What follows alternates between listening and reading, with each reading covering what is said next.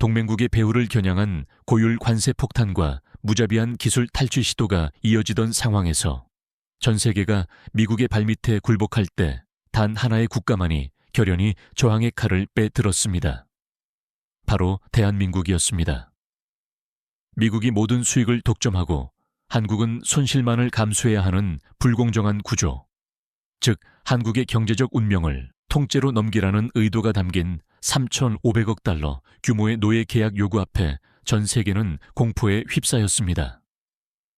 이는 어떤 나라라도 무릎 꿇을 수밖에 없는 극심한 압박이었습니다.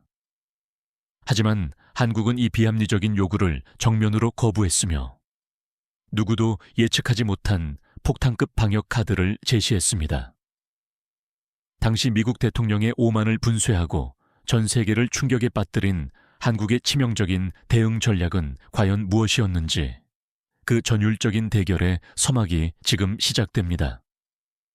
저는 전구진이며 싱가포르 국립대학교 지정학연구소에서 동아시아 경제안보를 전문적으로 연구하고 있습니다.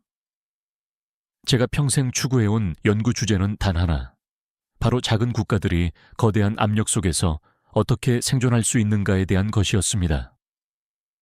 싱가포르 또한 작은 도시 국가이므로 저는 늘 한국의 상황을 주시해 왔습니다.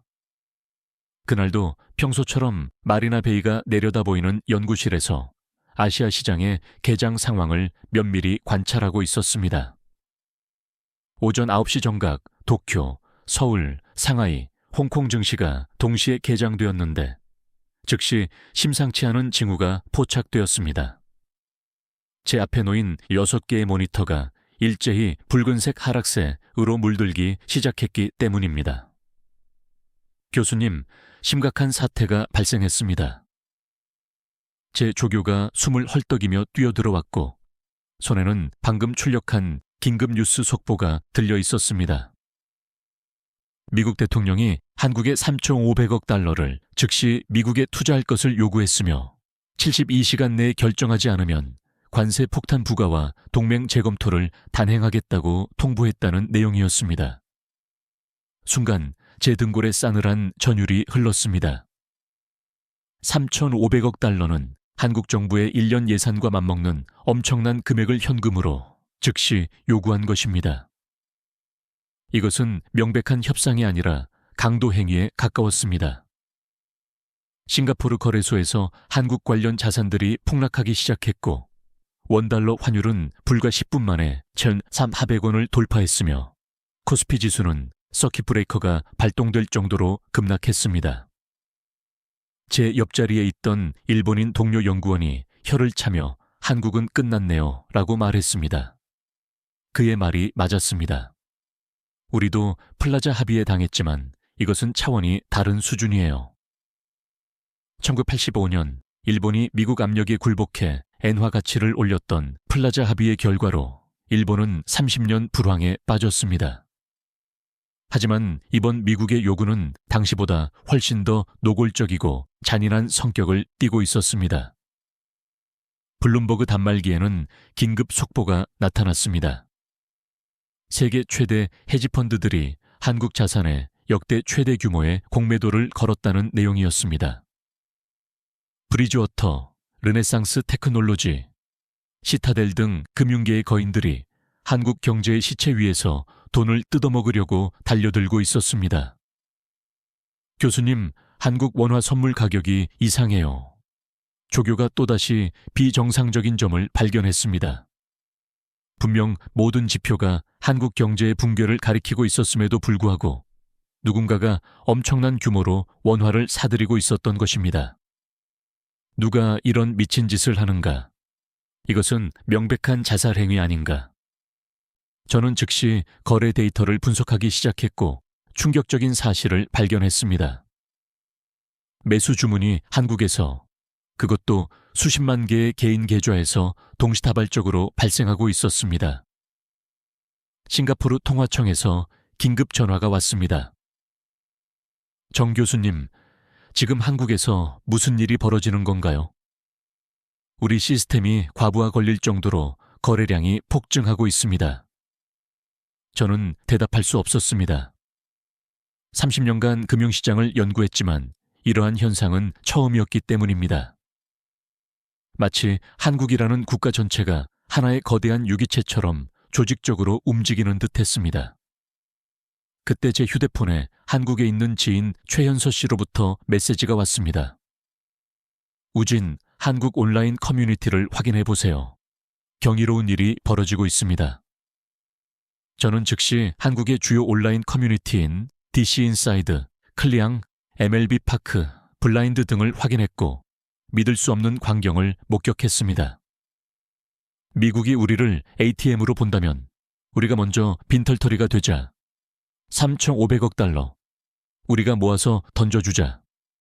단 우리만의 방식으로 1997년에는 금을 모았다.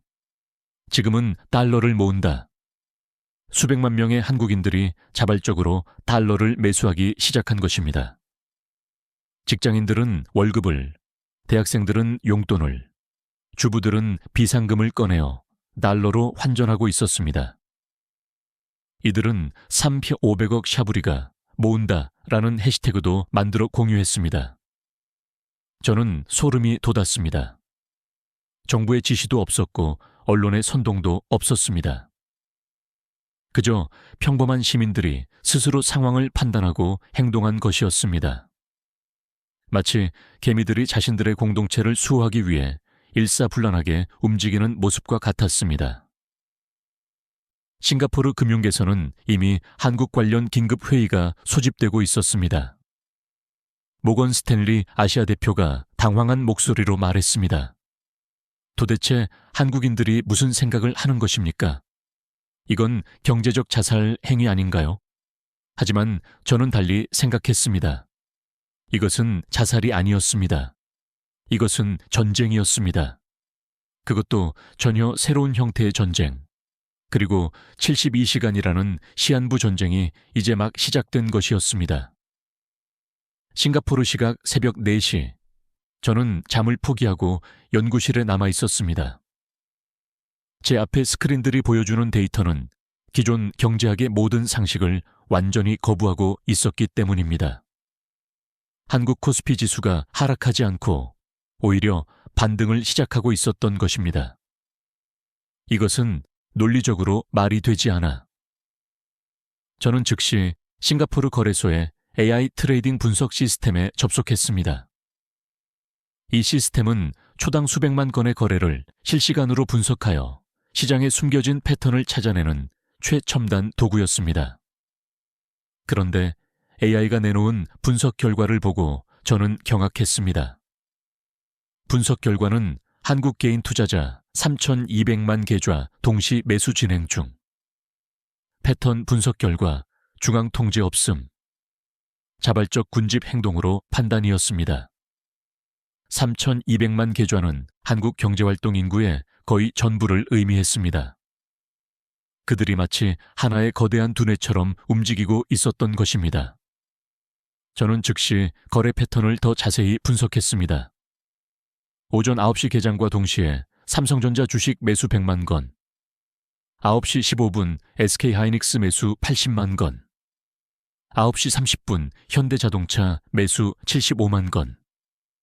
마치 누군가가 지휘봉을 흔드는 것처럼 정확한 타이밍에 매수가 이루어지고 있었습니다. 하지만 중앙지휘부는 실제로 존재하지 않았습니다. 제 조교가 다시 숨을 헐떡이며 뛰어들어왔습니다. 교수님, 한국 온라인 커뮤니티에서 엄청난 일이 벌어지고 있어요. 컴퓨터 화면에는 실시간으로 올라오는 한국 네티즌들의 글들이 빼곡했습니다. 9시 정각 삼성전자 매수 완료. 다음은 SK하이닉스, 강남에 거주하는 40대 아저씨입니다. 퇴직금 절반을 투입했습니다. 대학생인데 학자금 대출을 받아 주식을 매수했습니다. 나라를 지키는데 써주세요.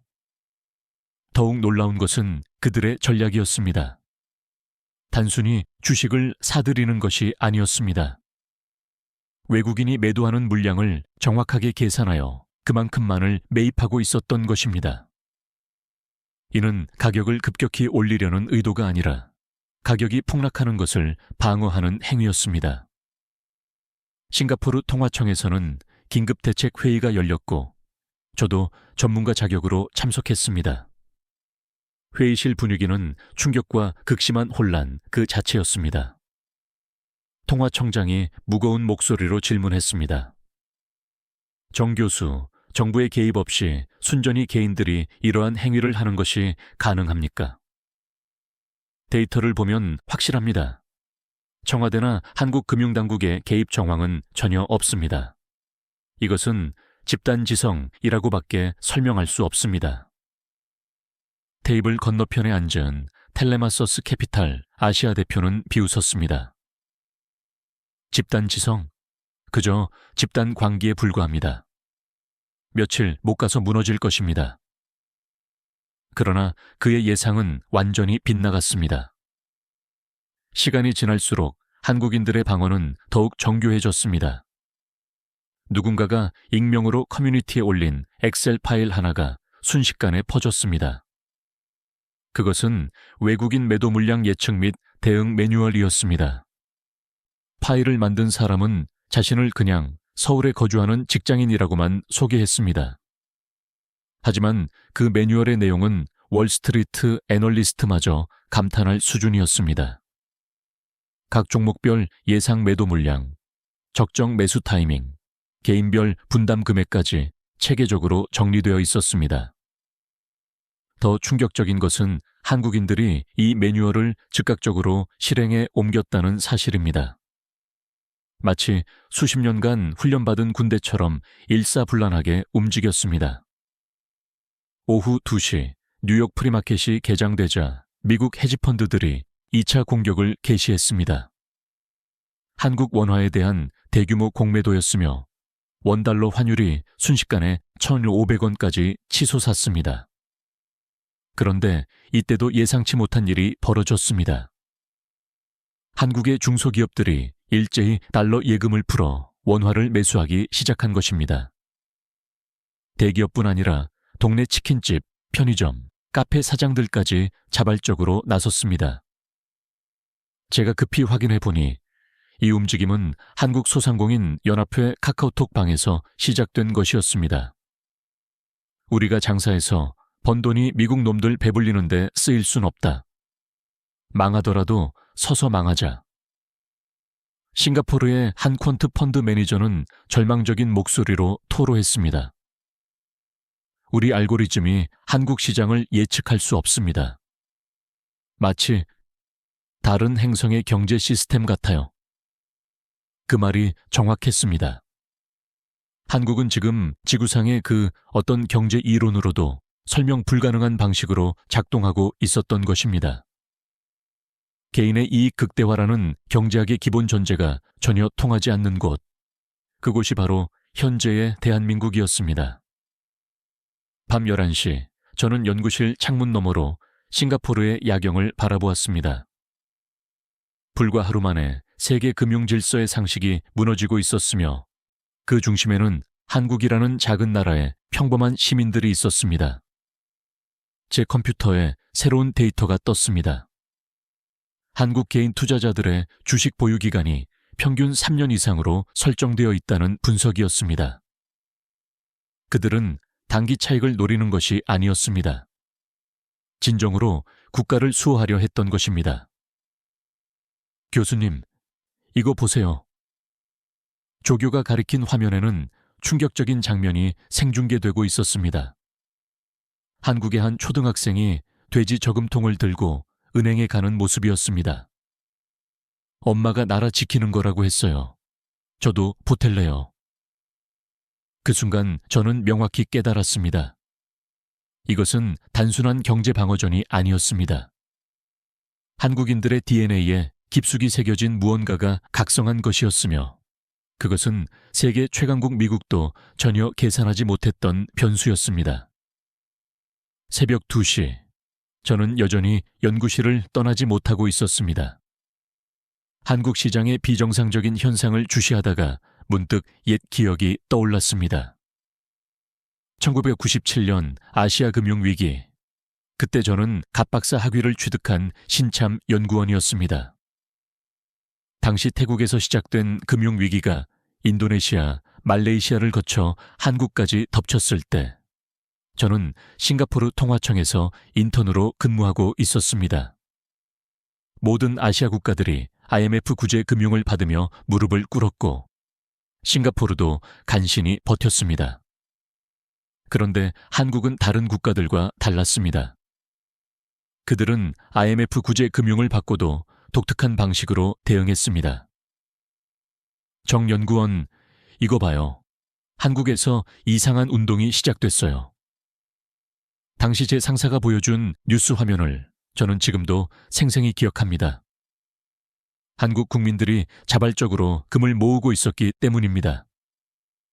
금반지, 금목걸이, 심지어 돌반지까지. 집에 있는 모든 금을 들고 은행으로 향하는 사람들의 행렬이 끝없이 이어졌습니다. 미친 거 아닌가? 개인 재산을 국가에 바친다고? 서구 교육을 받은 우리들은 이 행위를 이해할 수 없었습니다. 합리적인 개인이라면 위기 때 오히려 금을 더 굳게 보유해야 하는데 한국인들은 정반대로 행동했기 때문입니다. 그 결과는 충격적이었습니다. 단 2달 만에 21억 달러 상당의 금이 모였고 한국은 IMF 차관을 예정보다 3년이나 빨리 상환했습니다. 싱가포르 경제학자들은 이를 한국 특이 현상 코리안 아노멀리이라고 명명했습니다. 경제학으로는 설명이 불가능한 변수라는 뜻이었습니다. 그리고 지금 28년이 지난 현 시점에 그 특이 현상이 다시 나타난 것입니다. 이번에는 금이 아닌 주식과 달러의 형태로 발현되었습니다. 제 컴퓨터에 이메일 알림이 떴습니다. 발신인은 전 IMF 아시아 담당 국장이었던 데이비드 리 씨였습니다. 그는 1997년 한국 협상을 직접 담당했던 인물입니다. 우진, 지금 한국 상황을 보고 있나? 이건 1997년의 재현이야. 아니, 그보다 더 무서운 것 같네. 그들은 과거로부터 학습했어. 그의 말이 맞았습니다. 1997년에 금 모으기가 감성적 애국심이었다면 지금의 대응은 훨씬 전략적이고 조직적이었습니다. 저는 즉시 동남아시아 주요국들의 반응을 확인했습니다. 태국 중앙은행 총재가 긴급 성명을 발표하며 한국의 대응을 주목하고 있다. 우리도 1997년을 기억한다고 밝혔습니다. 말레이시아 총리는 더욱 직접적인 어조로 말했습니다. 미국의 일방적인 압박은 1997년 IMF의 악몽을 상기시킨다. 우리는 한국과 함께 연대한다. 인도네시아에서도 즉각적인 움직임이 포착되었습니다. 자카르타 증권거래소에서 한국 관련 펀드에 대규모 자금이 몰리기 시작했습니다. 필리핀, 베트남도 마찬가지 양상이었습니다. 싱가포르 국립대 동료 교수가 전화를 걸어왔습니다.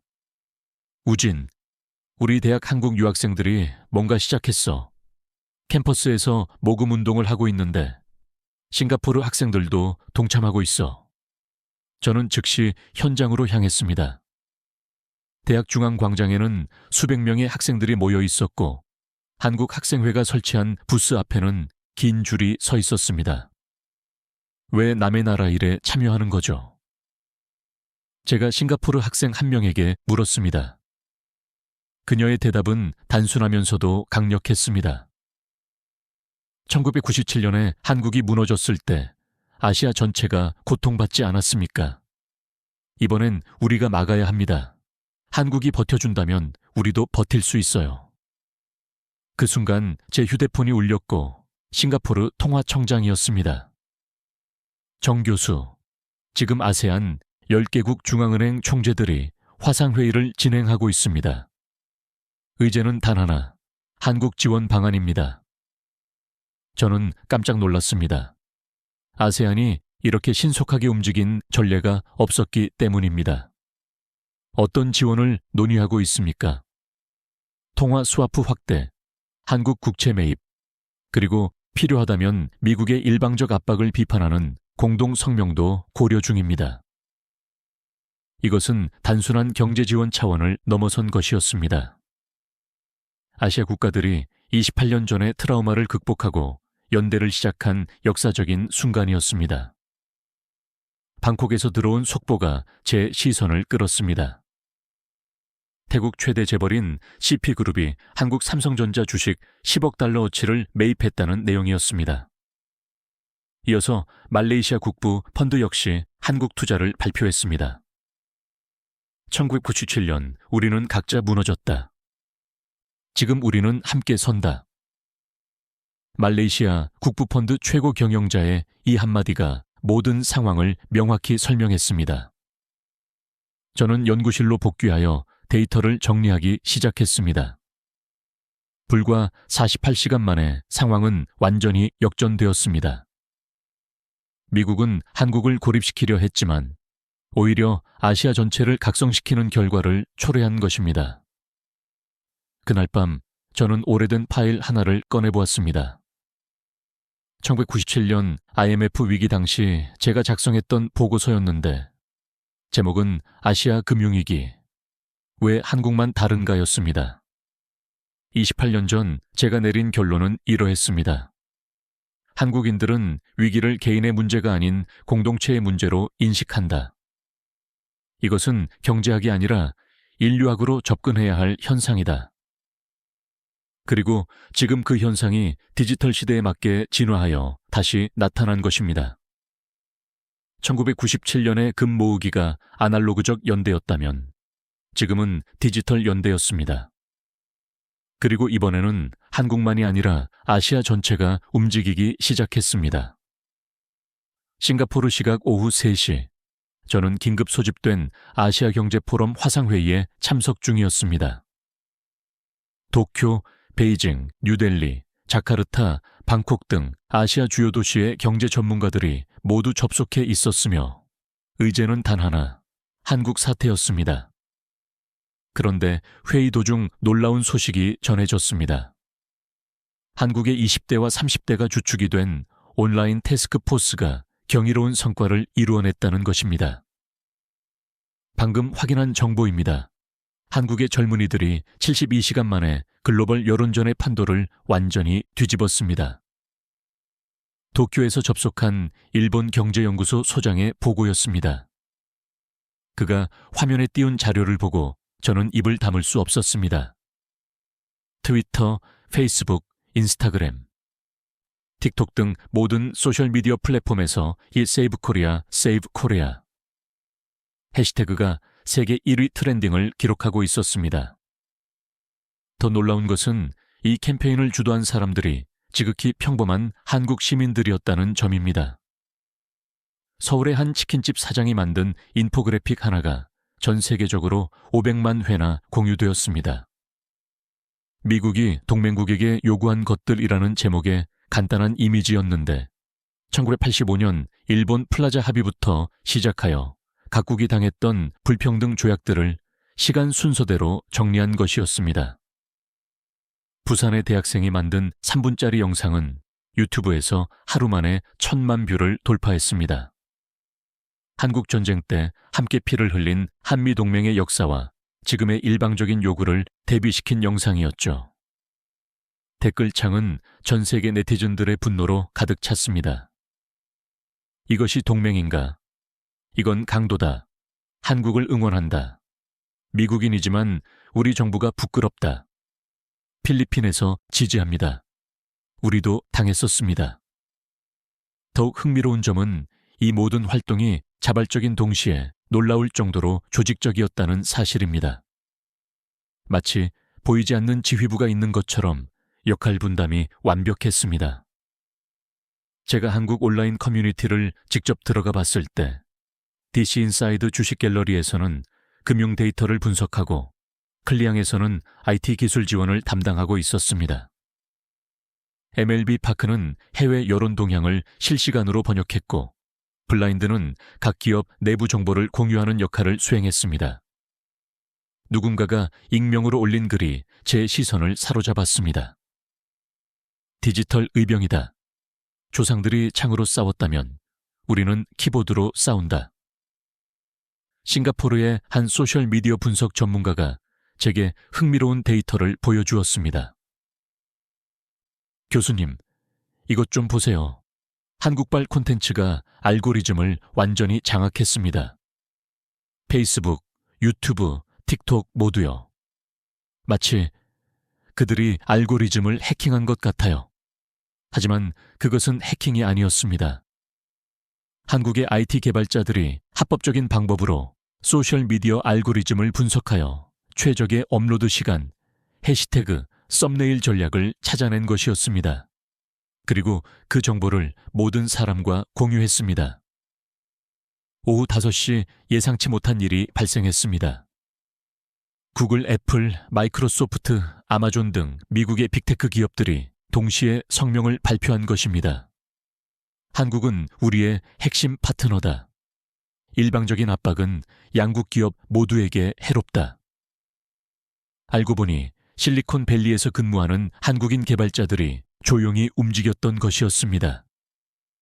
그들은 각자의 회사에서 한국의 중요성을 수치로 증명하는 보고서를 작성하여 경영진에게 전달했습니다. 삼성에서 공급하는 반도체 없이는 아이폰 제조가 불가능하다는 사실, LG 배터리 없이는 테슬라 생산이 중단된다는 사실, 네이버와 카카오가 개발한 AI 기술이 구글과 메타에 얼마나 큰 영향을 미치는지 이 모든 것이 데이터로 증명되었습니다. 싱가포르 국립대의 한 교수는 이것은 새로운 형태의 전쟁입니다. 총도 탱크도 없이 오직 정보와 연대만으로 싸우는 전쟁입니다. 라고 평가했습니다. 그때 제 조교가 뛰어들어왔습니다. 교수님, 방금 백악관에서 긴급 발표가 있었습니다. 미국 대통령이 직접 나선 기자회견이었는데 그의 얼굴은 붉게 상기되어 있었습니다. 한국과의 협상을 재검토하겠다. 우리는 상호 이익을 추구한다. 사실상의 후퇴 선언이었습니다. 불과 72시간 만에 세계 최강국이 한 발 물러선 것입니다. 저는 창밖을 바라보았습니다.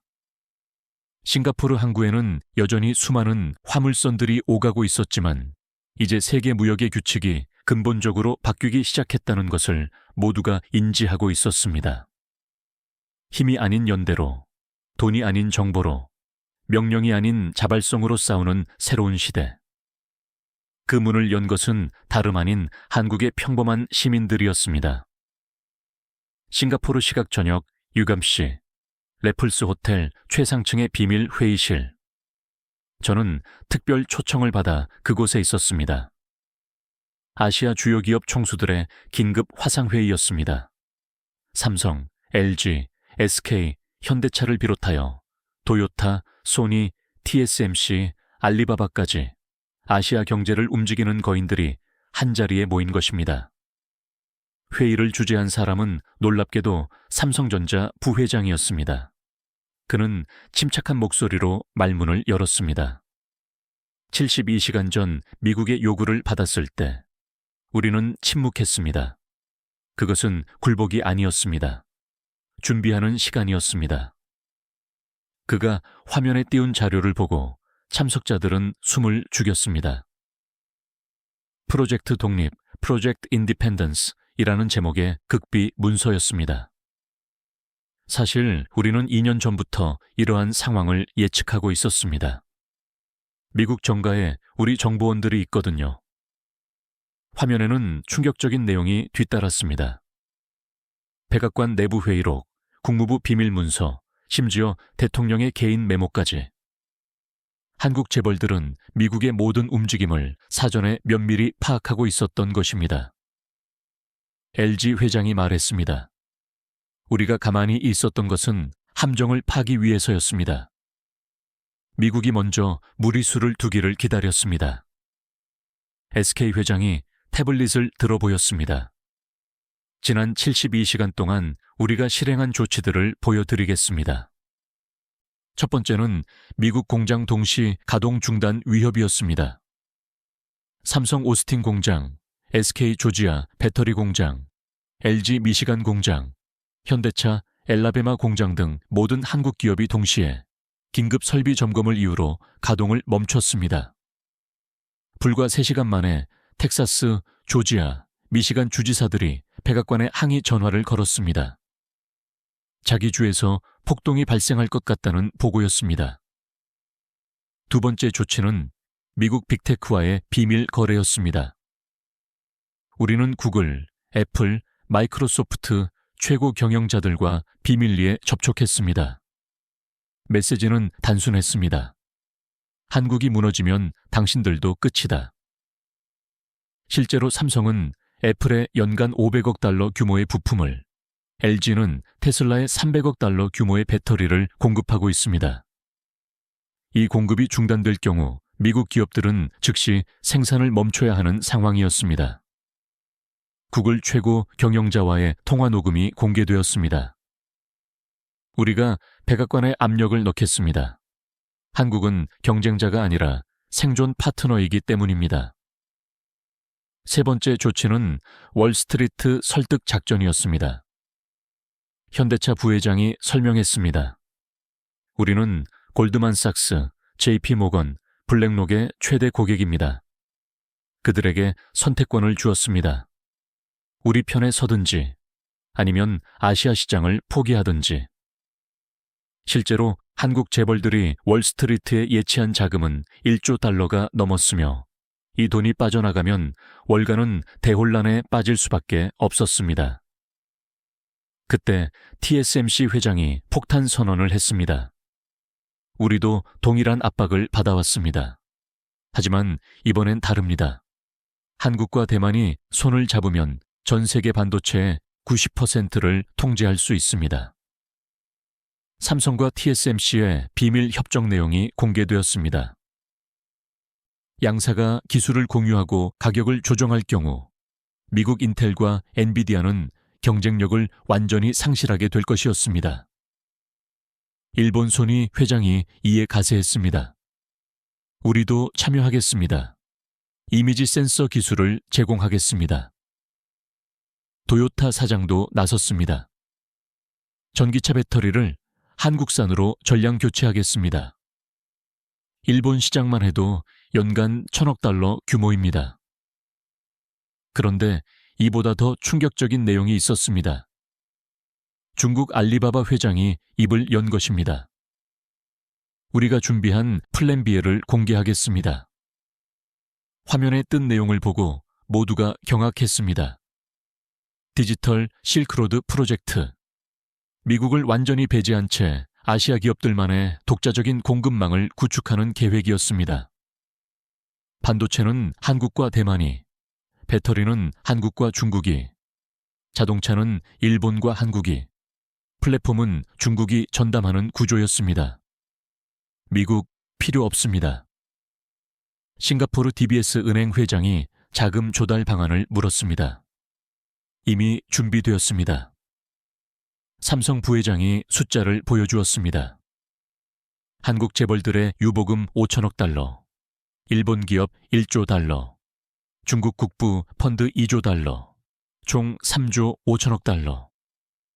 이는 미국이 한국에 요구했던 금액의 정확히 10배였습니다. 그때 제 휴대폰에 긴급 뉴스가 떴습니다.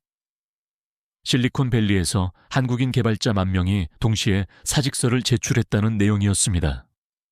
이것도 계획된 것인가요? SK 회장이 미소를 지었습니다. 실리콘밸리 한인 개발자 협회와 우리가 손을 잡았습니다. 그들이 한국으로 복귀하면 연봉 2배를 보장하기로 했죠.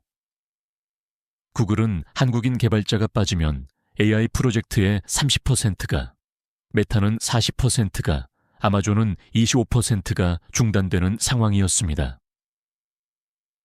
그들 없이는 실리콘밸리가 정상적으로 돌아가지 않습니다.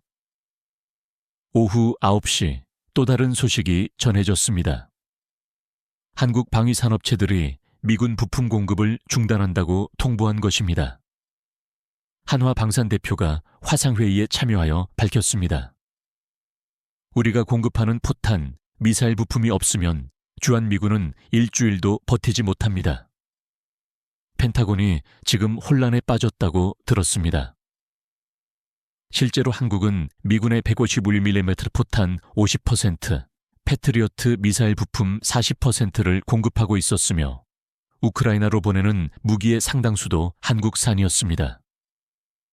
그때 삼성 부회장의 휴대폰이 울렸고 그는 발신자를 확인한 후 스피커폰으로 전환했습니다. 백악관 경제보좌관이었습니다. 부회장님, 대화가 필요합니다. 이대로 가면 양국 모두 심각한 피해가 발생합니다. 늦었습니다. 우리는 이미 새로운 파트너를 찾았습니다. 전화를 끊고 그가 말했습니다. 여러분, 이제 시작입니다. 미국은 우리를 ATM으로 간주했지만 우리는 그들의 심장을 쥐고 있었습니다. LG 회장이 마지막 카드를 공개했습니다. 내일 오전 우리는 공동 기자회견을 개최할 것입니다. 한국 재벌 모두가 미국 투자를 재검토하겠다고 발표할 것입니다. 예상 철회 금액이 화면에 나타났는데 2천억 달러 규모였습니다. 이는 미국 10개 주에서 50만 개의 일자리가 사라지는 엄청난 규모였습니다. 회의가 끝날 무렵 삼성 부회장이 선언했습니다. 우리는 지난 30년간 미국의 규칙에 따라 살았습니다. 이제 우리의 규칙을 만들 시간입니다. 제가 회의실을 나서려는데 한 일본 기업인이 제게 귓속말했습니다. 한국이 방가쇠를 당겼습니다. 이제 총성이 울릴 것입니다. 다음 날 아침 뉴욕 증시가 개장하자마자 다우존스 지수가 1,000포인트 폭락했습니다. 한국 재벌들의 선전포고가 현실화된 것이었습니다. CNN 속보가 떴습니다. 한국 재벌 미국 투자 전면 재검토, 월가 대혼란. 백악관 대변인의 얼굴은 창백했습니다. 우리는 대화할 준비가 되어 있습니다. 하지만 이미 때는 늦었습니다. 판도라의 상자는 열렸고 한국 재벌들은 70년 만에 처음으로 노우라고 말할 수 있는 힘을 갖게 된 것입니다. 그날 밤 삼성 부회장이 제게 보낸 메시지는 단 한 줄이었습니다. 이제 우리가 룰 메이커입니다. 싱가포르 시각 밤 10시. 저는 믿을 수 없는 광경을 목격하고 있었습니다. 싱가포르 최대 번화가인 오차드 로드가 한국 국기인 태극기로 뒤덮인 것입니다. 수천 명의 젊은이들이 모여 있었는데 놀랍게도 대부분이 싱가포르인이었습니다. Save Korea, Save Asian Culture. BTS Army Singapore stands with Korea. 구호를 외치는 그들의 손에는 한국 아이돌 응원봉이 들려 있었고 한국 드라마 OST가 울려 퍼졌습니다. 이러한 현상은 싱가포르에만 국한되지 않았습니다. 방콕, 자카르타, 마닐라, 하노이 등 아시아 전역에서 동시다발적으로 발생하고 있었습니다. 제 조교가 숨을 헐떡이며 뛰어왔습니다. 교수님, 트위터가 마비되었습니다. 세이브 코리아 해시태그가 1억 개를 돌파했대요. 더 충격적인 것은 이 움직임을 주도한 세력이었습니다. BTS의 팬덤인 RMY, 블랙핑크의 팬덤 BL 옌키, 스트레이키즈의 팬덤 스테이 등 K-팝 팬덤들이 전 세계적으로 조직화된 것이었습니다. 미국 LA의 한 RMY가 올린 트윗은 순식간에 100만 리트윗을 넘어섰습니다. 미국이 한국을 무너뜨리면 BTS도 없고 블랙핑크도 없고 K-드라마도 없다. 우리가 지켜야 한다. 그 순간부터 상상도 못했던 일들이 벌어지기 시작했습니다. 넷플릭스 구독자들이 대규모 보이콧을 선언했습니다. 한국 콘텐츠 없는 넷플릭스는 해지한다. 실제로 24시간 만에 미국에서만 200만 명이 넷플릭스를 해지했습니다. 오징어 게임, 더 글로리를 사랑했던 시청자들의 강력한 반발이었습니다. 디즈니 플러스도 비상이 걸렸습니다. 한국 드라마의회 시즌2 제작이 중단될 수 있다는 소식에 팬들이 들고 일어났고 디즈니 본사 앞에는 시위대가 몰려들었습니다. 하버드 대학의 한 한국학과 교수가 CNN 인터뷰에서 명확히 말했습니다. 이것은 문화 전쟁입니다. 미국은 한국의 경제만 압박한 것이 아니라 전 세계인이 사랑하는 문화를 위협한 것입니다. 더 결정적인 사건이 터졌습니다. 그래미 어워드 3관왕에 빛나는 BTS가 긴급 라이브 방송을 시작한 것입니다. 전 세계 1억 명이 동시 접속했습니다.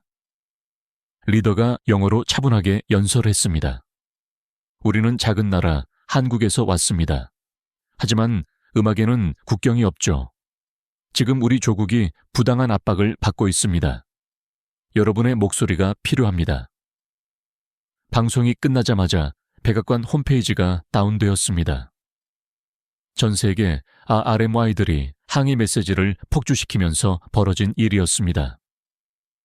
백악관 청원 사이트에는 3시간 만에 1,000만 명이 서명했습니다. 미국 Z세대의 반응이 특히 격렬했습니다. 틱톡에서는 캔슬 아메리카가 트렌딩 1위에 올랐고 대통령을 조롱하는 밈이 폭발적으로 퍼졌습니다. 스탠퍼드 대학생이 올린 영상이 큰 화제가 되었습니다. 우리 부모 세대는 일본 차를 부셨다. 우리는 한국 문화를 지킨다. 이것이 진보다.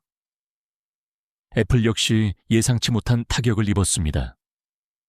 한국 웹툰 앱들이 앱스토어에서 일제히 서비스를 중단한 것입니다. 네이버 웹툰, 카카오 웹툰, 레진 코믹스 등 미국 내 2천만 명의 사용자가 분노했습니다. 한국 웹툰 없으면 아이폰 버린다. 실제로 갤럭시 폰 판매량이 일주일 만에 30% 증가하는 결과로 이어졌습니다. 스포츠계도 요동쳤습니다. 축구선수 손흥민이 소속된 토트넘 팬들이 움직였습니다. 영국 프리미어 리그 경기장에는 Korea stands alone but not alone 현수막이 걸렸습니다. 메이저 리그에서 뛰는 김하성과 이정우 선수도 목소리를 냈고 그들의 미국 팬들이 자발적으로 한국 지지 캠페인을 시작했습니다.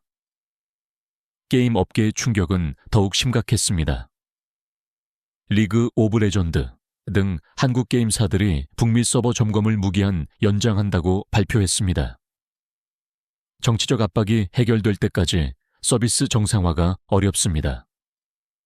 미국 게이머들의 반발은 폭발적이었고 트위치와 유튜브 게임 스트리머들이 일제히 백악관을 비판하기 시작했습니다.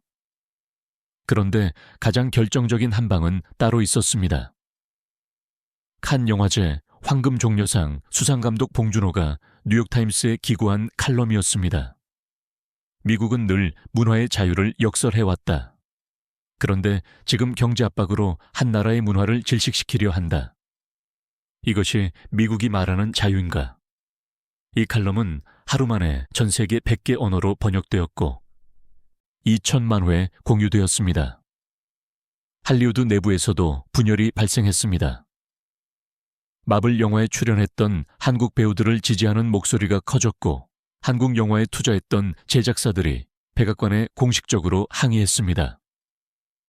싱가포르로 돌아온 저는 연구실에서 데이터를 다시 분석했습니다. 불과 72시간 만에 한국 문화 콘텐츠가 일으킨 경제적 파장이 5천억 달러를 넘어섰다는 계산이 도출되었습니다. 이는 미국이 한국에 요구한 3,500억 달러보다 오히려 더 큰 규모의 손실을 미국이 본 것이며 그것도 자국 국민들의 반발로 인해 발생한 결과였습니다. 그날 밤 CNN 앵커는 다음과 같이 논평했습니다. 미국은 한국의 돈을 노렸지만 한국은 전 세계의 마음을 얻었다.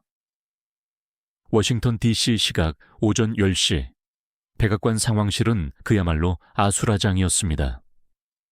저는 싱가포르에서 미국 정부 내부 소식통을 통해 당시 상황을 실시간으로 전달받고 있었습니다. 대통령 각하, 한국이 무릎 꿇지 않고 있습니다. 국가안보보좌관의 다급한 보고에 대통령은 믿을 수 없다는 표정을 지었다고 합니다. 불가능해. 그 작은 나라가 감히 우리한테 맞선다고. 그때 재무장관이 태블릿을 들고 뛰어들어왔습니다. 화면에는 충격적인 그래프가 떠 있었는데 미국 주식시장이 폭락하고 있었던 것입니다. 특히 한국 부품에 대한 의존도가 높은 기업들의 주가가 급락했습니다. 애플 8%, 테슬라 12%, 퀄컴 15%. 각하 월스트리트가 공황 패닉 상태입니다. 한국이 부품 공급을 중단할 수도 있다는 루머가 돌고 있습니다. 대통령은 책상을 내리쳤습니다. 국방 부품쯤이야 다른 나라에서 사면 되잖아. 그때 펜타곤에서 긴급 전화가 걸려왔습니다. 국방장관의 목소리는 떨리고 있었습니다. 대통령님, F-35 생산 라인이 멈출 위기에 처했습니다. 한국산 반도체 없이는 단 한 대도 만들 수 없습니다. 상황은 더욱 악화되었습니다. 국무부 동아시아 담당 차관보가 보고했습니다. 일본, 대만, 싱가포르가 한국 지지 성명을 준비 중입니다. 중국까지 가세한다면 동아시아 전체를 잃을 수 있습니다. 대통령의 얼굴이 붉게 달아올랐습니다. 어떻게 이런 일이? 우리가 계산한 시나리오는 완벽했잖아. 백악관 경제자문위원장이 침통하게 입을 열었습니다. 각하, 우리의 가장 큰 실수는 한국을 1997년에 한국으로 보았다는 점입니다. 그는 화면에 데이터를 띄웠습니다. 1997년과 현재 한국의 비교 자료였습니다. 1997년 한국 GDP 5천억 달러, 현재 2조 3천억 달러. 1997년 외환보유고 50억 달러, 현재 5천억 달러. 1997년 글로벌 기업 0개, 현재 포춘 500대 기업 18개. 한국은 더 이상 작은 나라가 아닙니다. 세계 경제의 핵심 허브입니다. 더 충격적인 보고가 이어졌습니다. CEA 국장이 직접 나선 것입니다. 각하, 한국의 대응이 너무 조직적입니다. 마치 이런 날을 대비해왔던 것처럼 말입니다. 알고 보니 한국 정부는 2년 전부터 경제안보 시나리오를 준비해왔고 미국의 압박을 예상하며 대응 매뉴얼을 이미 마련해 두었던 것입니다. 재무장관이 한숨을 쉬며 덧붙였습니다. 더 큰 문제가 있습니다. 실리콘밸리가 반란을 일으켰습니다. 구글, 애플, 메타, 아마존, 마이크로소프트 등 빅테크 최고 경영자들이 공동 서한을 보낸 것이었습니다. 한국과의 갈등은 미국 기술 산업을 20년 후퇴시킬 것이다. 즉각 협상을 재개하라. 대통령은 분노했습니다. 그들도 미국 기업 아닌가? 왜 한국 편을 드는 거지? 각하 실리콘밸리 개발자의 15%가 한국인입니다. 그들이 지금 집단 사직서를 제출할 준비 중이라고 합니다. 설상가상으로 텍사스 주지사가 전화를 걸어왔습니다. 대통령님, 삼성이 오스틴 공장 증설을 취소했습니다. 2만 개의 일자리가 사라졌어요. 지금 텍사스 시민들이 들고 일어났습니다.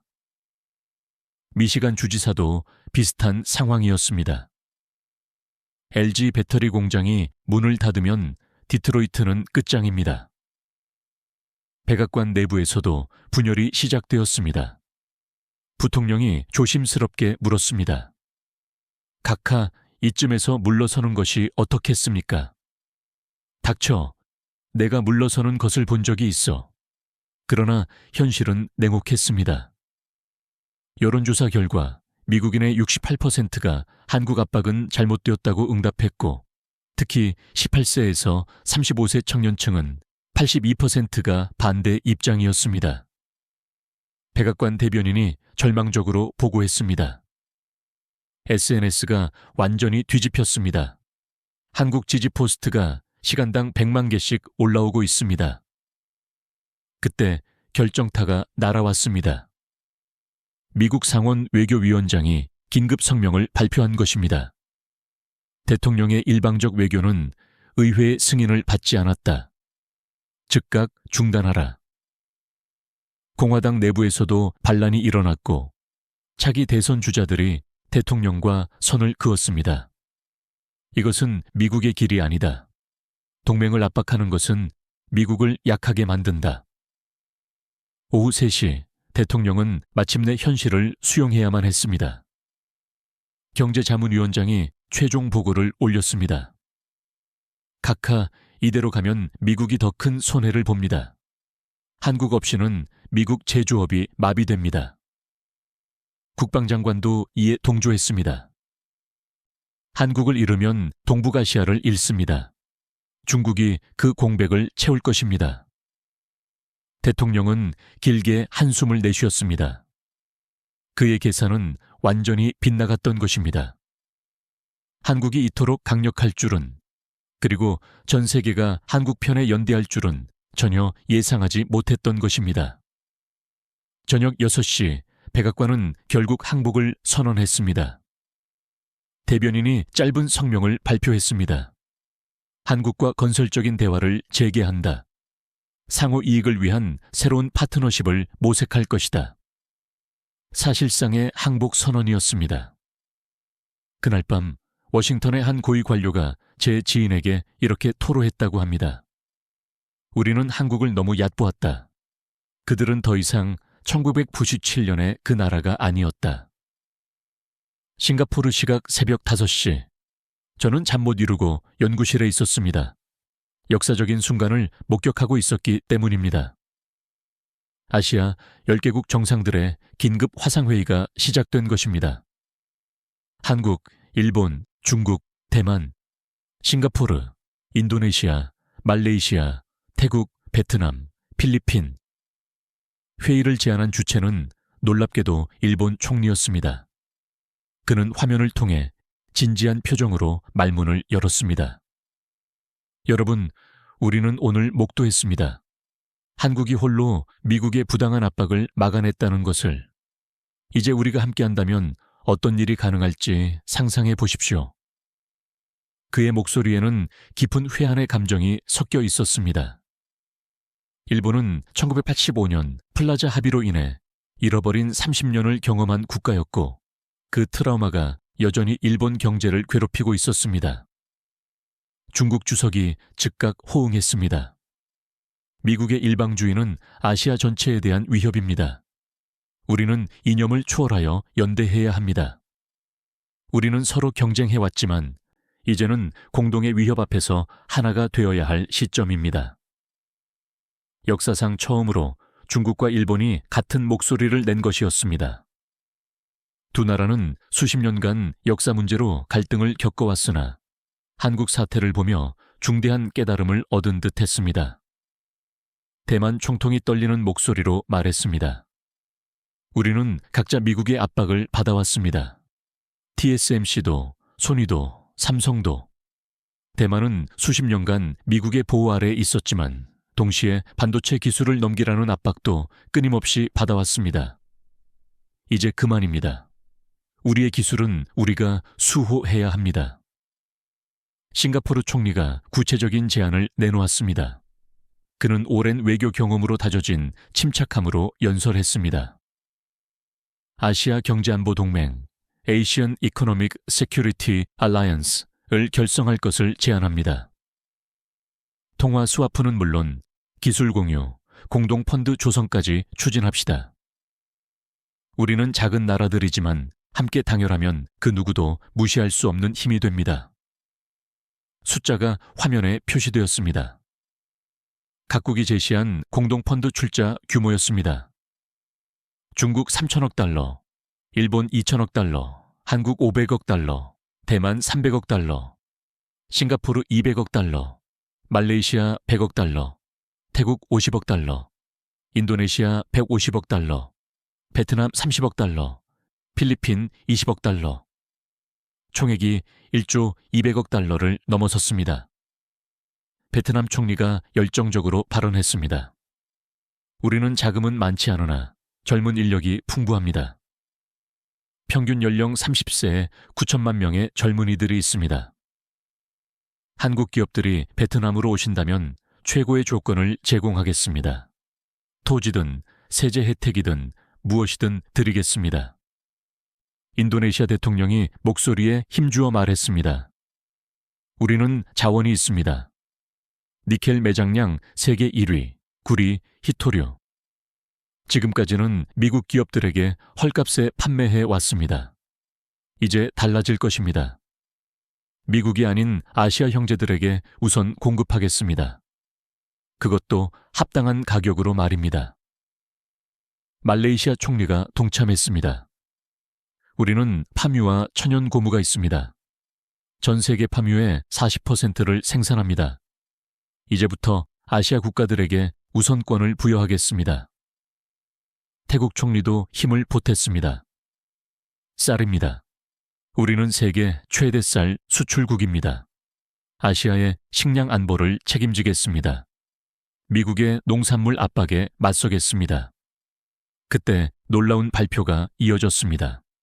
한국이 준비한 K-실리콘 프로젝트였습니다. 한국경제부 총리가 설명을 시작했습니다. 우리 삼성과 SK가 주도하고 TSMC가 협력하여 미국 의존도를 완전히 벗어난 독자적인 반도체 생태계를 구축하겠습니다. 위치는 한국, 대만, 싱가포르 세 곳입니다. 화면에 상세한 지도가 나타났습니다.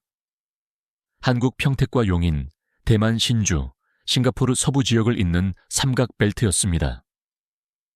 투자 규모는 5천억 달러였습니다. 목표는 2년 안에 미국보다 앞선 2.5 나노 공정을 양산하는 것입니다. 그리고 여기에 계신 모든 나라에 기술을 공유하겠습니다. 일본 총리가 즉각 합류를 선언했습니다. 우리의 소재 기술을 제공하겠습니다. 포토레지스트, 불화수소, 극자외선, EUV, 장비용 렌즈. 일본은 이 분야에서 세계 시장의 70%를 장악하고 있습니다. 모든 것을 공유하겠습니다. 단 한 가지 조건이 있습니다. 모두가 긴장했습니다. 이 기술은 절대 미국에 넘어가서는 안 됩니다. 우리끼리만 지켜야 합니다. 중국 주석이 고개를 끄덕이며 동의했습니다. 동의합니다. 우리의 시장을 개방하겠습니다. 14억 인구가 아시아 반도체를 사용할 것입니다. 그리고 우리의 히토류도 제공하겠습니다. 지금까지 미국이 우리 히토류로 반도체를 만들어 우리에게 비싸게 팔았죠. 이제 그 구조를 바꾸겠습니다. 그런데 진정한 폭탄은 따로 있었습니다. 아시아 디지털 화폐 프로젝트였습니다. 싱가포르 총리가 설명을 이어받았습니다. 블록체인 기반의 IDC Asian Digital Economy Currency를 만들겠습니다. 우리끼리 무역할 때는 달러가 필요 없습니다. 화면에 기술 설명이 표시되었습니다. 한국의 블록체인 기술, 싱가포르의 금융 인프라, 중국의 디지털 위안 경험, 일본의 보안 기술이 결합된 시스템이었습니다. 첫 해 목표는 역내 무역의 10%를 ADC로 결제하는 것이고 3년 안에 50%까지 끌어올릴 계획이었습니다. 필리핀 대통령이 흥분된 목소리로 말했습니다. 우리 해외 노동자들이 보내는 송금도 ADC로 하면 수수료를 아낄 수 있겠네요. 지금은 서방 은행들이 10%나 떼어갑니다. 1년에 300억 달러가 필리핀으로 송금되는데 30억 달러를 수수료로 내고 있어요. 베트남 총리도 거들었습니다. 우리도 마찬가지입니다. ADC로 송금하면 수수료가 거의 제로 정글가 될 것입니다. 우리 국민들이 얼마나 좋아하겠습니까? 새벽 6시 또 다른 소식이 전해졌습니다. 인도가 합류 의사를 밝힌 것입니다. 인도 총리가 긴급히 화상회의에 접속했습니다. 죄송합니다. 늦었습니다. 인도도 이 역사적인 순간에 함께하고 싶습니다. 그의 목소리에는 절박함이 묻어났습니다. 인도 역시 최근 미국의 무역 압박을 받고 있었기 때문입니다. 실리콘밸리에서 일하는 인도 개발자 50만 명이 아시아로 돌아올 준비가 되어 있습니다. 그들이 돌아오면 인도는 세계 최대 IT 강국이 될 것입니다. 우리의 인재를 여러분과 공유하겠습니다. 중동도 움직였습니다. 사우디아라비아 왕세자가 특사를 보냈다는 연락이 왔습니다.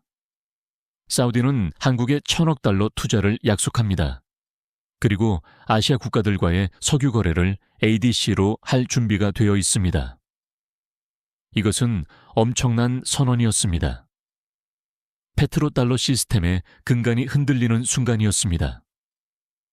UAE 역시 500억 달러 투자를 약속했습니다. 미국이 동맹을 압박한다면 우리도 오일 달러를 제거하겠습니다. 우리 국부 펀드의 30%를 아시아에 투자하겠습니다. 호주와 뉴질랜드도 아시아 연대에 동참했습니다. 호주 총리가 화상회의에 긴급 참여 요청을 한 것이었습니다. 우리도 미국의 압박을 받아왔습니다. 중국과의 무역을 줄이라는 압박, 미국산 무기를 구매하라는 압박, 이제 지쳤습니다. 호주는 지리적으로 아시아입니다. 우리의 최대 무역 상대국들도 모두 아시아에 있습니다. 아시아 태평양 공동체의 일원으로서 함께하겠습니다. 뉴질랜드 총리도 화면에 나타났습니다. 우리의 농산물 시장을 아시아에 개방하겠습니다. 낙농품, 육류, 과일 모두 아시아 형제들에게 우선 공급하겠습니다. 오전 6시 전 세계 금융시장이 개장했습니다. 놀라운 일이 벌어졌습니다. 아시아 증시가 일제히 상승한 것입니다. 코스피는 플러스 5%로 시작하여 장중 7%까지 상승했고 니케이는 86%, 항생은 88%, 싱가포르 STI는 플러스 4%, 인도 센섹스는 플러스 5%를 기록하며 아시아 전체가 녹색 물결로 뒤덮였습니다. 투자자들은 이것이 의미하는 바를 정확히 알고 있었습니다. 새로운 경제 블록의 탄생이었습니다.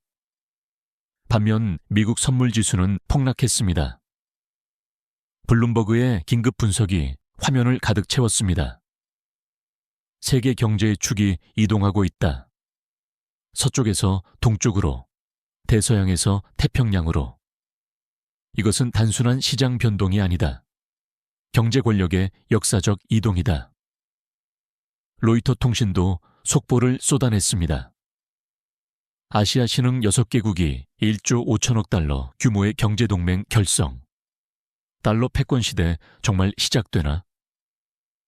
파이낸셜 타임즈는 더욱 직설적이었습니다. 미국의 오만이 낳은 괴물. 아시아는 더 이상 분열되어 있지 않다. 그때 제 연구실 문이 열렸고 싱가포르 총리실에서 보낸 특사였습니다. 그는 숨을 헐떡이며 말했습니다. 정 교수님, 총리님께서 긴급 자문을 요청하십니다. 지금 형성되고 있는 아시아 경제안보 동맹의 사무국을 싱가포르에 유치하려고 합니다. 교수님의 전문적인 의견이 필요합니다. 저는 즉시 브리핑 자료를 준비하기 시작했습니다. 싱가포르가 최적지인 이유를 정리했습니다. 첫째, 중립성. 어떤 강대국에도 치우치지 않는 중립적 위치를 유지해 왔습니다. 둘째, 금융 인프라. 세계 3대 금융 허브로서 완벽한 금융 시스템을 제공합니다. 셋째, 지리적 위치. 동북아시아와 동남아시아, 남아시아를 잇는 완벽한 중심점입니다. 넷째, 영어 소통 능력. 다양한 언어와 문화가 공존하는 싱가포르는 국제 협력의 최적지입니다. 오전 10시 충격적인 뉴스가 또다시 터졌습니다. 유럽연합 EU이 성명을 발표한 것입니다. 미국의 일방적 무역 압박을 우려하며 국제협력과 다자주의를 지지하고 일방주의를 반대한다. 독일 총리는 기자회견에서 더욱 직접적이었습니다. 한국 없이는 독일 자동차 산업도 없습니다. 폭스바겐, 벤츠, BMW가 사용하는 반도체와 배터리의 60%가 한국산입니다. 우리는 한국과 함께합니다. 그리고 아시아 경제동맹을 환영합니다. 프랑스 대통령은 엘리 제궁에서 담화를 발표했습니다. 문화를 경제 압박의 도구로 삼는 것은 야만입니다. 한국 문화는 인류의 자산입니다. 프랑스는 예술과 문화의 나라로서 한국의 문화적 독립을 지지합니다. 이탈리아, 스페인도 잇따라 지지 성명을 발표했습니다. 유럽이 움직이기 시작한 것입니다. 이제 이는 미국 대 한국의 싸움이 아니었습니다. 미국 대 전 세계의 대립구도가 형성된 것입니다. 오후 2시 한국에서 역사적인 발표가 있었습니다. 아시아 반도체 동맹 창립 선언이었습니다. 코엑스에서 열린 기자회견장에는 전 세계 언론사들로 가득 찼습니다. 삼성, SK하이닉스, TSMC, 소니, 도시바는 물론 놀랍게도 미국 기업인 마이크론이 참여했습니다. 최고 경영자들이 나란히 서서 발표했습니다. 삼성 부회장이 선언문을 낭독했습니다. 우리는 오늘 아시아 반도체 동맹을 결성합니다. 우리의 목표는 명확합니다. 2년 안에 반도체 시장의 80%를 장악하고 기술 독립을 완성하며 어떤 국가의 압박에도 굴하지 않는 자립적 생태계를 구축하는 것입니다. 기자들의 질문이 쏟아졌습니다. 미국의 반발이 예상되는데요. TSMC 회장이 대답했습니다. 우리는 누구도 배제하지 않습니다. 미국도 동등한 파트너로서 함께할 수 있습니다. 단, 일방적인 압박은 더 이상 통하지 않을 것입니다.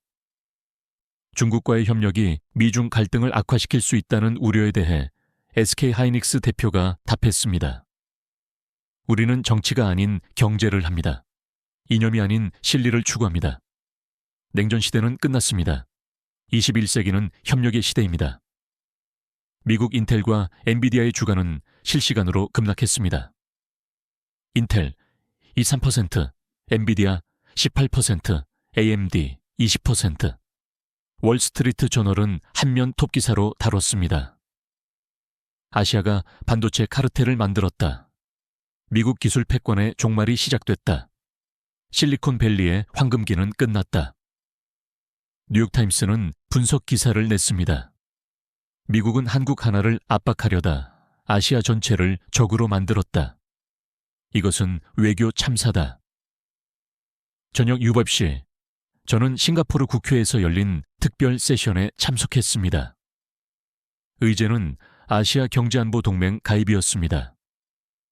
국회의사당은 극도의 긴장감으로 가득했는데 이는 싱가포르의 미래를 결정하는 순간이었기 때문입니다. 싱가포르 총리가 단상에 올라 연설을 시작했습니다. 존경하는 국회의원 여러분, 그리고 국민 여러분, 오늘 우리는 역사적 선택의 기로에 서 있습니다. 그는 잠시 멈추고 의원들을 둘러보았습니다. 싱가포르는 작은 도시 국가입니다. 천연 자원도 배후지도 없습니다. 우리가 가진 것은 오직 전략적 위치와 국민의 지혜뿐입니다. 지난 50년간 우리는 동서양의 가교 역할을 하며 번영해 왔습니다. 의원들이 고개를 끄덕였습니다. 하지만 세계가 변화하고 있습니다. 일방주의가 다자주의를 위협하고 힘의 논리가 규칙을 짓밟고 있습니다. 이런 세상에서 작은 나라는 어떻게 생존해야 할까요? 그는 목소리를 높였습니다. 한국이 해답을 보여주었습니다. 크기가 운명이 아닙니다. 당열이 힘입니다. 혼자서는 약하지만 함께하면 강합니다. 박수가 터져 나왔습니다. 저는 아시아 경제안보 동맹 가입을 제안합니다. 이것은 미국과의 단절이 아닙니다. 이것은 우리의 생존권을 지키는 것입니다. 이것은 동맹을 배신하는 것이 아닙니다. 이것은 진정한 동맹이 무엇인지 가르쳐 주는 것입니다. 만장일치로 가입이 결정되었습니다.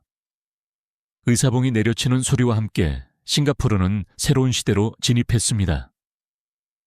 밤 10시 저는 연구실로 돌아와 이 역사적인 72시간을 정리하기 시작했습니다. 창밖으로 마리나 베이의 야경이 보였는데 평소와 같은 풍경이었지만 모든 것이 근본적으로 달라져 있었습니다. 그때 뉴스 속보가 떴습니다. 백악관 한국에 대한 모든 요구 철회, 새로운 파트너십 제안, 대통령, 긴급 대국민 담화 예고. 하지만 너무 늦었습니다. 아시아는 이미 각성했고 새로운 질서를 구축하기 시작했기 때문입니다. 제 컴퓨터에 이메일이 또 하나 도착했습니다.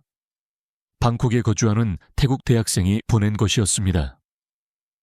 교수님, 저는 20세 학생입니다. 오늘 우리가 목격한 것이 진짜인가요? 아시아가 정말 하나가 될 수 있나요? 저는 태국에서 태어나 한국 드라마를 보며 자랐고 일본 만화를 읽었으며 중국 앱을 쓰고 싱가포르를 꿈꿉니다. 저 같은 아시아 젊은이들에게 희망을 주셔서 감사합니다. 저는 눈시울이 뜨거워졌습니다. 이것이 바로 우리가 만들어가고 있는 미래였습니다. 답장을 작성했습니다. 우리는 모두 한 배를 탄 운명입니다. 네가 꿈꾸는 아시아, 그것이 바로 우리가 만들어가고 있는 미래입니다. 아시아의 세계가 시작되었습니다. 그리고 그 주인공은 바로 너와 같은 젊은이들입니다. 워싱턴 시각 오후 4시. 미국 의회는 그야말로 전쟁터였습니다. 상원 청문회장에서 격렬한 논쟁이 벌어지고 있었고 저는 싱가포르에서 생중계를 지켜보고 있었습니다. 대통령이 독단적으로 한국을 압박해서 무엇을 얻었습니까? 아시아 전체를 적으로 만들었을 뿐입니다. 민주당 상원의원의 날카로운 비판이었습니다. 공화당 내부에서도 반란이 일어났습니다. 텍사스는 삼성 때문에 먹고 삽니다. 미시간은 LG가 없으면 망합니다.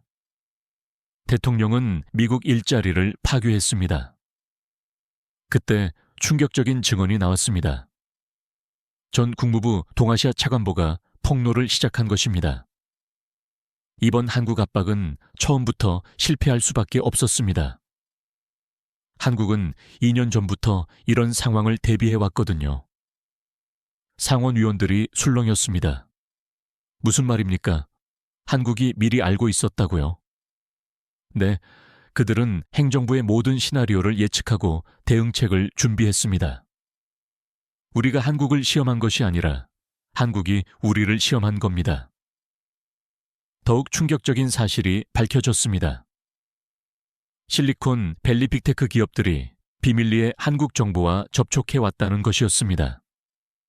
구글 최고 경영자가 의회에 출석하여 증언했습니다. 우리는 한국 없이는 AI 개발을 할 수 없습니다. 삼성 반도체, 네이버 AI 기술, 카카오 데이터 모두 필수입니다.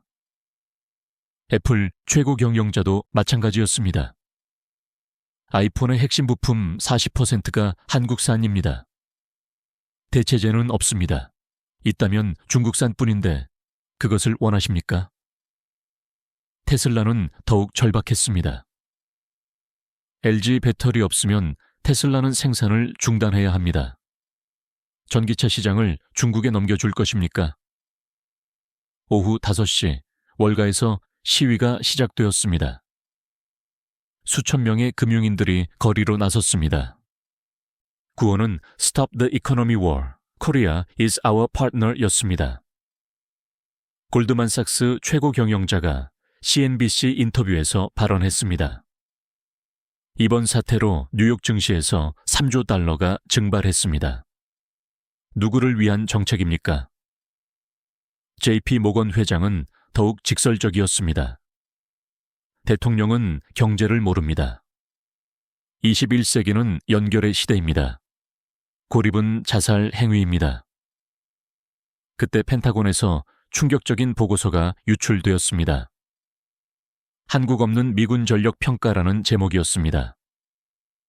F-35 생산 중단, 이지스함 수리 불가, 패트리어트 미사일 부품 고갈. 한국 없이는 미군 전력의 30%가 마비된다는 내용이었습니다. 전직 국방장관이 CNN에 출연해 밝혔습니다. 우리는 한국을 압박했지만 사실 한국이 우리의 급소를 쥐고 있었습니다. 저녁 6시, 미국 내 한인 사회가 움직이기 시작했습니다. 200만 한인들이 대규모 시위를 조직했고 LA, 뉴욕, 시카고, 애틀랜타 등 주요 도시가 태극기로 뒤덮였습니다. 하지만 놀라운 것은 참가자의 절반이 한인이 아니었다는 점입니다. 일본계, 중국계, 베트남계, 필리핀계 미국인들이 함께 연대했습니다. 한 일본계 미국인이 인터뷰에서 말했습니다. 1980년대 일본이 당한 것을 우리는 기억합니다. 이제 한국 차례인가요? 다음은 누구죠? 밤 8시 결정타가 날아왔습니다. 미국 대학들이 성명을 발표한 것입니다. 하버드, MIT, 스탠퍼드를 비롯한 50개 대학이 공동 성명을 냈습니다. 한국 유학생들은 우리 대학의 자산입니다. 정치적 갈등이 학문 교류를 막아서는 안 됩니다. 사실 이 배경에는 현실적인 이유가 있었습니다. 한국 유학생 5만 명이 미국 대학에 내는 학비는 연간 20억 달러에 달하며 그들이 철수하면 많은 대학이 재정 위기에 빠지는 상황이었습니다. 밤 10시 백악관은 완전히 고립되었습니다. 의회도 기업도 국민도 모두 대통령에게 등을 돌린 것입니다. 대통령의 최측근이 제 미국 소식통에게 이렇게 말했다고 합니다. 대통령도 이제 현실을 받아들였습니다. 한국을 압박하려다 미국이 무너질 지경이니까요. 다음 날 새벽 백악관은 결국 항복을 선언했습니다. 하지만 이미 판도라의 상자는 열렸습니다. 아시아는 각성했고 미국 중심의 세계 질서에 균열이 생겼습니다. 저는 싱가포르의 새벽 하늘을 바라보며 생각했습니다. 이 72시간이 역사를 어떻게 변화시킬지, 그리고 한국이라는 작은 나라가 어떻게 거대한 제국에 균열을 냈는지를. 싱가포르 시각 오후 2시, 역사적인 순간이었습니다. 싱가포르 마리나 베이샌즈 컨벤션 센터에서 아시아 경제안보 동맹 창립 총회가 개최되었습니다. 15개국 정상과 경제수장들이 한자리에 모였습니다. 한국 경제부 총리가 기조연설을 했습니다. 72시간 전 우리는 혼자였습니다. 오늘 우리는 함께입니다.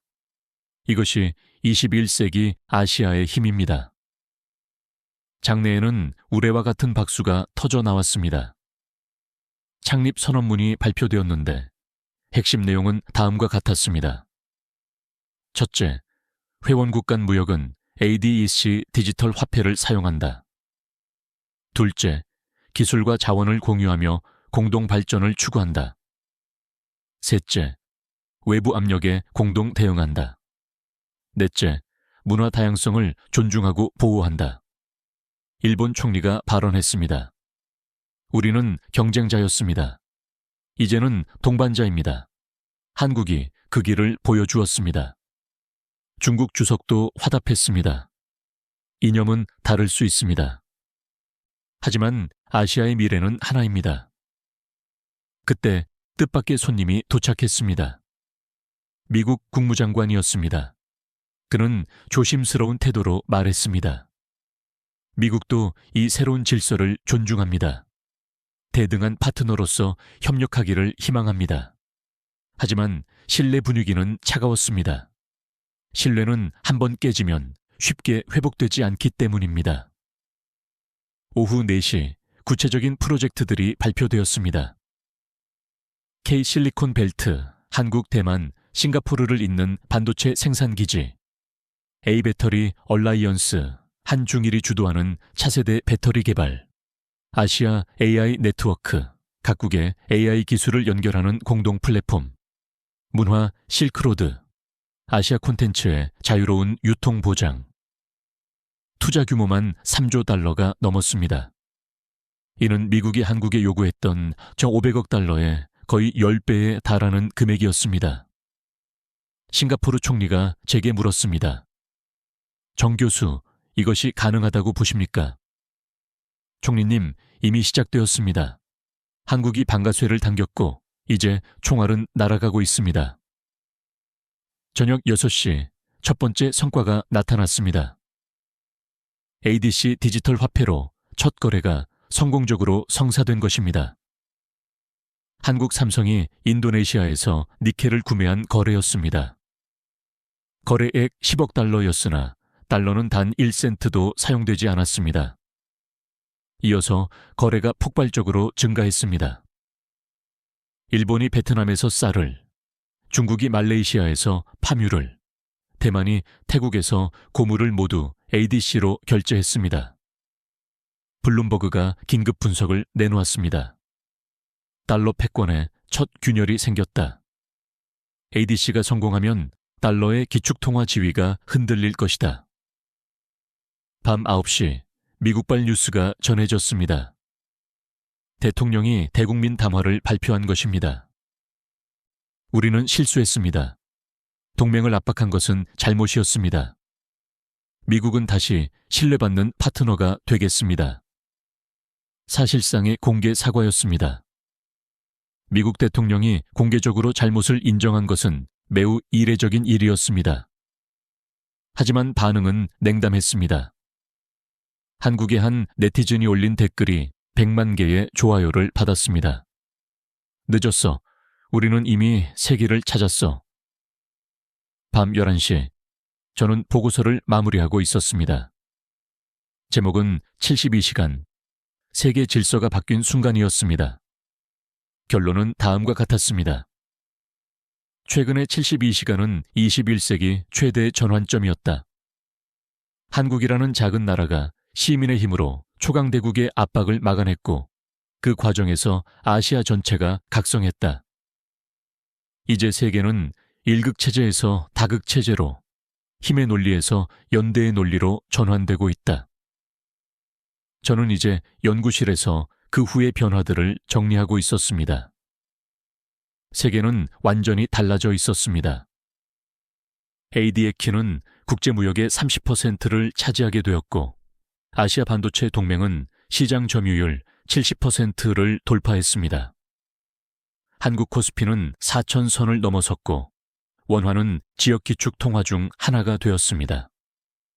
미국은 여전히 강대국이었지만 더 이상 유일한 패권국은 아니었습니다. 그들 역시 이제는 협력하는 방식을 배우고 있었습니다. 제 앞에 한국에서 보내온 선물이 놓여 있었습니다.